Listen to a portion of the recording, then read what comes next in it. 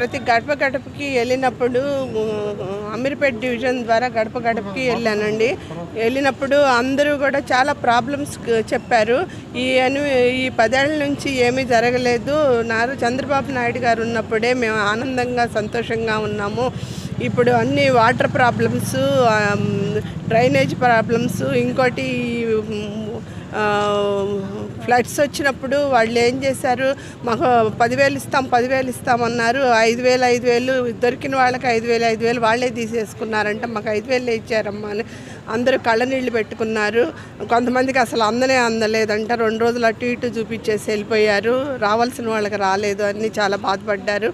రెండోది ఏంటంటే drainage water, drinking water కలిసిపోయిందండి. వాళ్ళందరూ చాలా బాధపడుతున్నారు.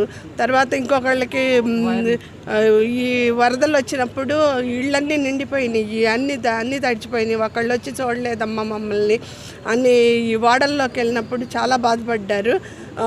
తప్పకుండా తెలుగుదేశం ప్రభుత్వాన్ని మేము తెచ్చుకొని మళ్ళీ పాత వైభవాన్ని చూస్తాము. సైకిల్ గుర్తుకి మేము ఓటేస్తామమ్మా అని అందరూ నాకు చెప్పారు. తప్పకుండా మన తెలుగుదేశం పార్టీ గెలుస్తుంది. మాకు పాత వైభవం వస్తుంది. మాకు మళ్ళీ పనిచేసే అవకాశాన్ని ప్రజలు మాకు ఇస్తారని మేము కోరుకుంటున్నాం. ఇక్కడ అత్యధిక మెజార్టీతో గెలవబోతూ ఉన్నారు. ముఖ్యంగా ఈ జిహెచ్ఎంసీ ఎన్నికల్లో టీడీపీ తరఫున ఫస్ట్ చంద్రబాబు నాయుడు గారికి ఇది గిఫ్ట్ ఇవ్వబోతున్నాను కూడా నేను తెలియజేస్తా ఉన్నాను. ముఖ్యంగా ఈ రాష్ట్ర ప్రభుత్వం, కేసీఆర్ ప్రభుత్వం ఈ యొక్క డివిజన్లో కానీ ఈ జిహెచ్ఎంసీలో కానీ ఏది కూడా ఏం పట్టించుకోలేదు. ముఖ్యంగా వాటర్లో కూడా డ్రైనేజీ కూడా కలిసిపోతూ ఉంది.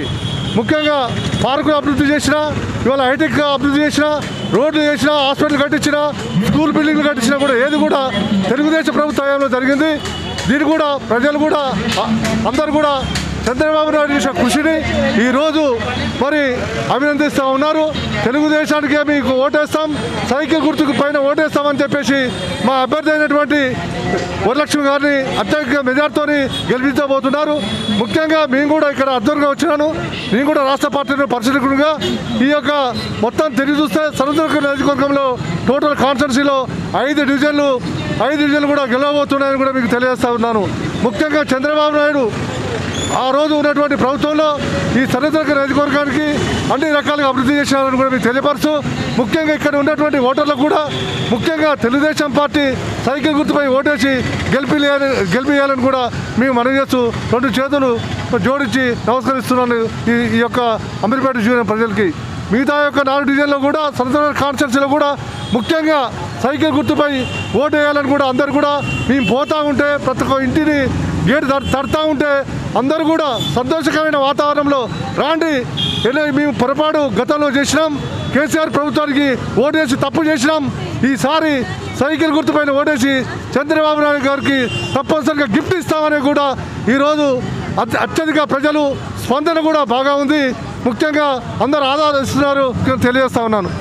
చలో నగర్లోని టీడీపీ అభ్యర్థి కోసం ఇప్పటికే కాంటెస్ట్ ఎమ్మెల్యే కుక్కడపల్లి నుంచి పోటీ చేసిన తర్వాత ఇప్పుడు తెలుగుదేశం పార్టీ పట్టు ఎక్కువ ఉండే వల్ల ఇక్కడ ముఖ్యంగా సనత్ నగర్లో మీరు చూడొచ్చు టీడీపీ పార్టీలో కార్యకర్తలు ఒక ఉత్సాహంగా ఉంది. ప్రస్తుతం మనం మాట్లాడదాం. మేడం సుహాసిని మేడం గారు ఉన్నారు. మేడం చెప్పండి, ప్రచారం ఎలా కొనసాగుతుంది? చాలా బాగా చదువుతుంది. అందరూ బ్రహ్మరథం పడుతున్నారు.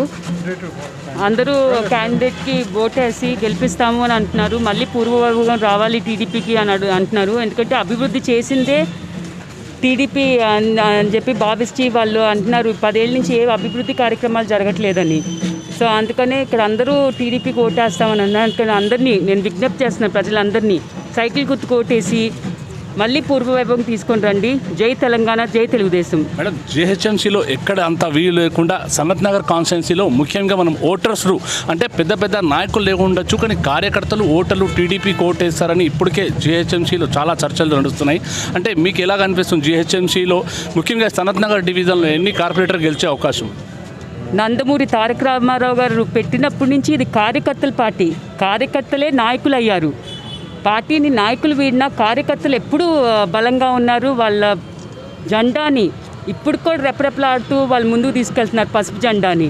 అందుకని కార్యకర్తలకే సపోర్ట్ చేస్తామని ప్రజలందరూ కోరుకుంటున్నారు. మేడం ఇంకో విషయం, ఇప్పుడు అధికారంలో టీఆర్ఎస్ పార్టీ ఈ వరద బాధితులకు 10,000 ఇవ్వకుండా ఇది ఒక మంచి తెలుగుదేశం పార్టీకి అవకాశం. అలాగే గతంలో మంత్రి కేటీఆర్ గారు రోడ్డుపై గుంట కనిపిస్తే 10,000 ఇస్తారన్నారు. అంటే కేవలం టీఆర్ఎస్ పార్టీ మంత్రి మాటలు కేవలం మాటల కోసమే ఉన్నాయి, ఇప్పుడు దాకా మాత్రం పని కావట్లే అంటారు. దీనిపై మీరు ఎదురుదారికి ఎలా దిగుతారు?